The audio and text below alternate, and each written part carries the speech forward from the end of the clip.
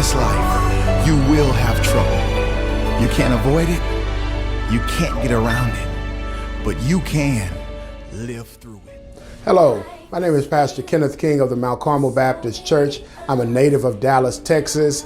I've been blessed to pastor and serve people for over 35 years. We're looking forward to working with mental health and trying to bring about an awareness as well as a healing for those who are suffering with mental health. My name is Jeremy Hardy. I have been in the mental health field for about 13 years. I am a business owner and entrepreneur, but first and foremost, I am a mental health advocate. Hi, I'm Tia Caesar, and I currently sit on the board for Bridging the Gap Foundation as the events director. I'm a mother of 3 wonderful kids, 15, 11, and 4. This cannot be God. I can only tell you what He told me. This is what he told me. One of the tragedies of mental health is the stigma that comes against mental health.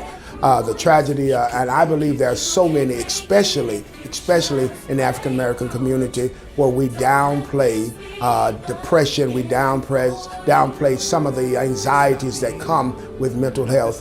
There are definitely stigmas associated with mental health. There's been a lot of efforts, and I'm really glad for that, nationally and locally, to overcome the stigma associated with mental health, but we have a long way to go, and definitely in Texas, in this part of the country, the stigma is more prevalent than others, but it definitely still exists. Do I feel like there are stigmas associated with mental health? Absolutely. We aren't educated enough within the community, and when you do have those few people who are willing to speak out on their mental health, you get called crazy. But how are we crazy for feeling real feelings? They didn't deserve you.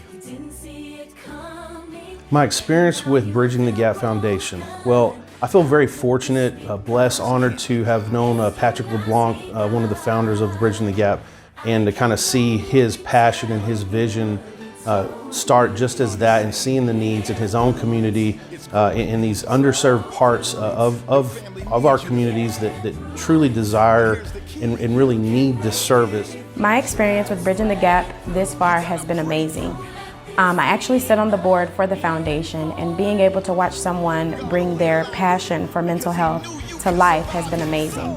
Watching something that's just been a thought come to life, and now being able to see the outcome of the event is going to be amazing, and just seeing the foundation grow and continue to grow is just something I can't wait to see.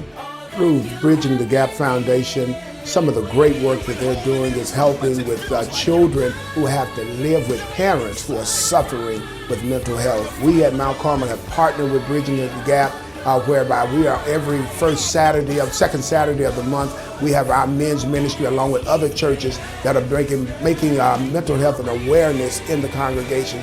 Bridging the Gap is assisting the community by bringing awareness to mental health within the community.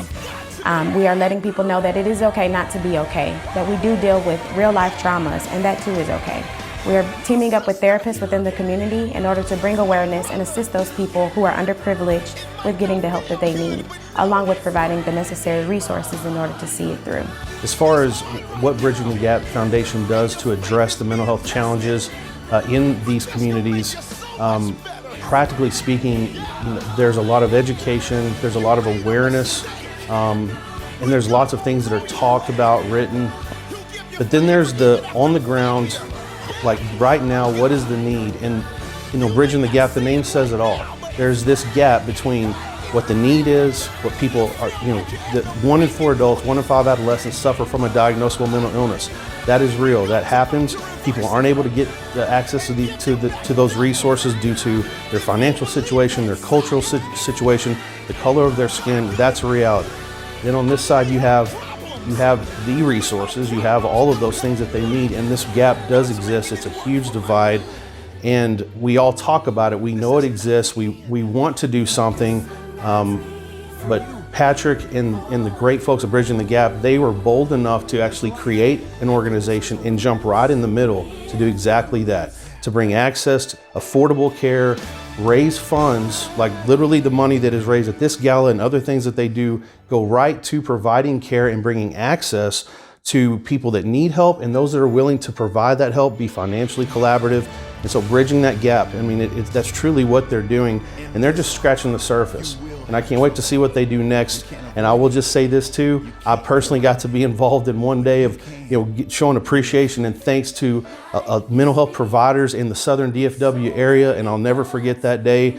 The ladies at Bridging the Gap Foundation, it was cold and windy at a Starbucks parking lot near Redbird Mall, and they were helping provide that resource, that commitment, that positivity, all surrounding mental health and awareness and advocacy and treatment right in the communities that deserve it. And I just got to always give a shout out to those ladies that day because it was cold and they made it happen, and I'm just glad to have been a part of it.